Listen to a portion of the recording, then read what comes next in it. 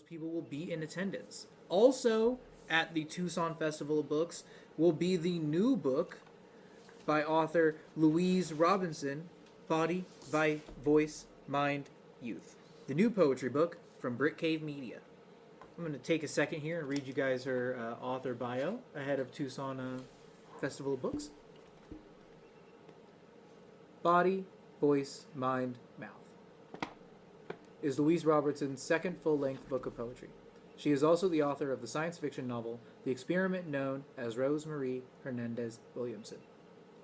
Robertson served for 17 years on staff at the Writer's Block Poetry Night, wrote and performed for 2 years as poet-in-residence for new music at Short North Stage, and earned numerous other honors.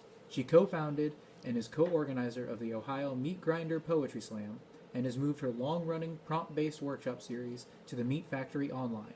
Look for monthly prompts at her Patreon, patreon.com/Louise Robertson. And here's the information you're really looking for when reading a bio.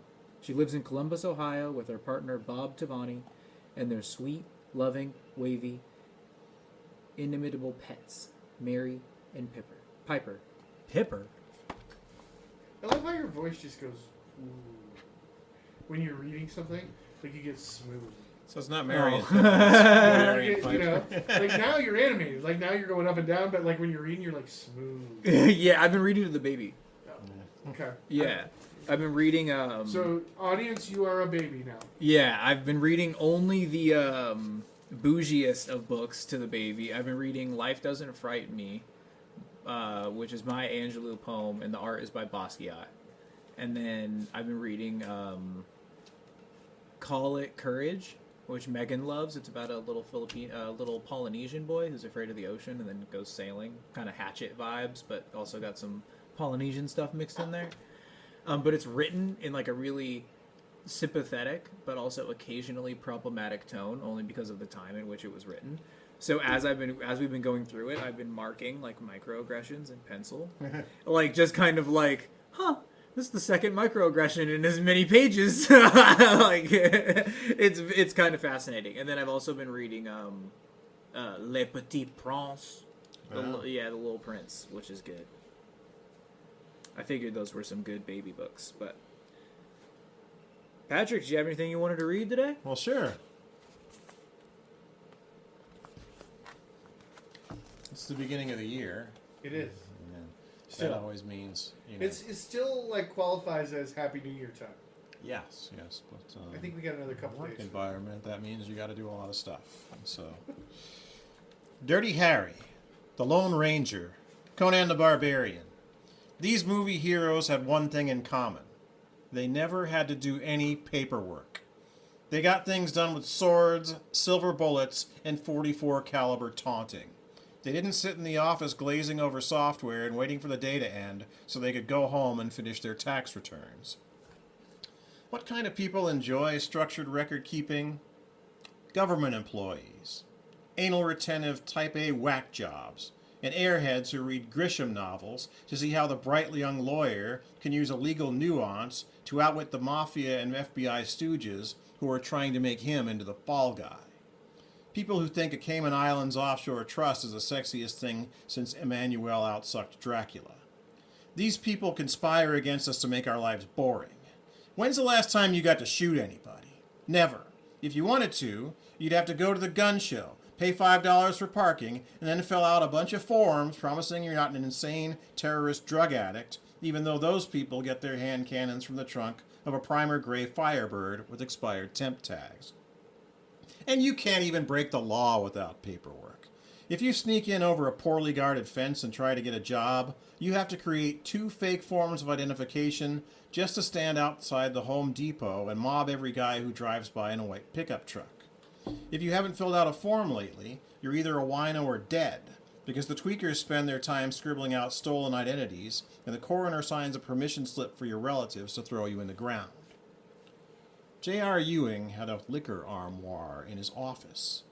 Every time someone came to see him, he opened a big black cabinet and poured them a shot of straight bourbon. He never had to sign for it. Sure, once in a while he'd have a map of the land he was going to steal from an orphanage, or a phony oil deed made up to bankrupt Cliff Barnes, but you never saw him sign a damn thing or wonder which form to use to write off the bribes to various Texas congressmen. He just got things done between the shots of the Cattlemen's Club. Larry Hagman gave his liver for that role, but at least he never had to reach for a pen.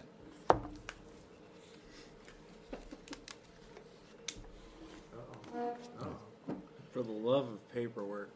I really like that bit about the gun range. That was funny. When was the last time you got to shoot somebody? It was really funny.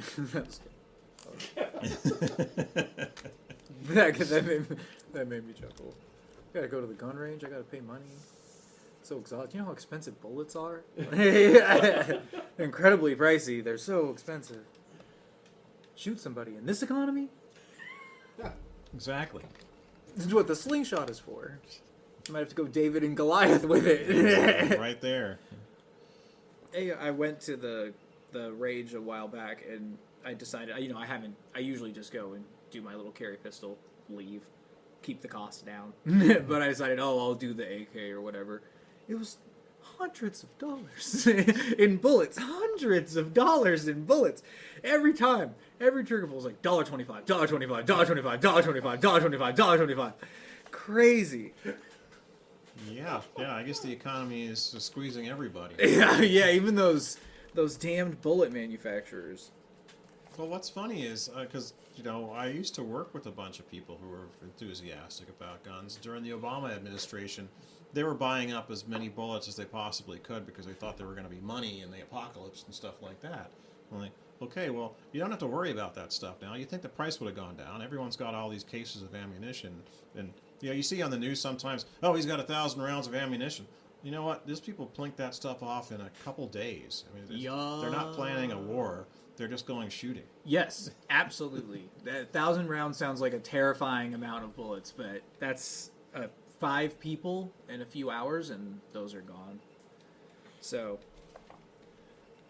But anyway. Yeah. 5 people in 2 Back mornings. To the First Amendment. Yeah, from the Second Amendment back to the First. We're talking about Yeah. due process later. Yeah, we will talk about the Patrick and I will definitely have pieces about our current Fourth Amendment rights issues on one of these subsequent podcasts. I can guarantee you that. But for now, we'll go back to the First Amendment. And on that note, I think I want to read this piece called Illuminati Waffle. I don't think I've read it on the podcast, so. Illuminati Waffle. I want an Illuminati waffle, piled high with cream, whipped into a bent upright position, cowering into submission in houses like caves, cresting with butter and syrup, a sweet reprieve in pockets of tender joy. Next to that, throw in some bacon, sliced thin and cooked crispy. Not peasant pig that lives in its shit and eats worse, but pork that was pampered with painted nails and air conditioning. Give me one that remembers comfort before it was cured, pulled, and smoked. Throw on some eggs, not from chickens but from quails. I want to destroy innocence, like inner city experiments, fertilized, seasoned with syphilis and some CIA corner store crack spices. Render it all down to its essential fats. As a matter of fact, top that underdeveloped breast with syrup thick as the nectar of our mother, Keystone XL flavored, leaking out of the side while you pour like Denny's dispenser's tabletop spills. That good old Americana, piled high like bodies. My manifest destiny, a packed plate of New World short orders. Maybe I'll finally feel full. Wow. Tasty. Yum, yum, yum, yum, yum, yum, yum, yum, yum, yum, yum. Give it 10 years, people are going to ask you what a Denny's is. Yeah, seriously. There is a weird sub-theme that runs through my first book of diners. There are...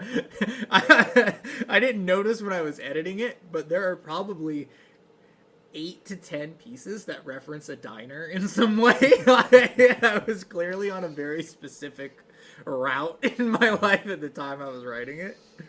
Well, once upon a time, after the Ascenza Coffee House slam, poets would go to the IHOP on Mill Avenue, and they would they drank coffee and smoked hours. And of course, some of us who had to work in the morning would actually buy something like food and then eat it and leave. But it was a very smoky place for a long time. And you go to IHOP? I'm like, maybe. Nah, maybe. Oh, back when you could smoke in the IHOP. In the IHOP, Oh, yeah. at what a the table. glorious time. And hold down the table for hours. just chain smoking Marlboro Reds Yes. and and Newports. you wanna know Just ripping cups of coffee. one of your poems are written with its nicotine. Oh, yeah. Oh, a driving force of writing for a long time. All the teens, actually. The teens and the canes Yes. are really good motivators for writers, it seems like, throughout history. The teens and the canes seem to be very important. On that note, anytime you would like to hear us, you can join us online at breakcave.media. Our BC Book Club supporters can enjoy extra episodes and other great advantages. Details are on our website. Thank you again, everyone, for listening, and we'll drop in again soon. Goodbye. Bye-bye.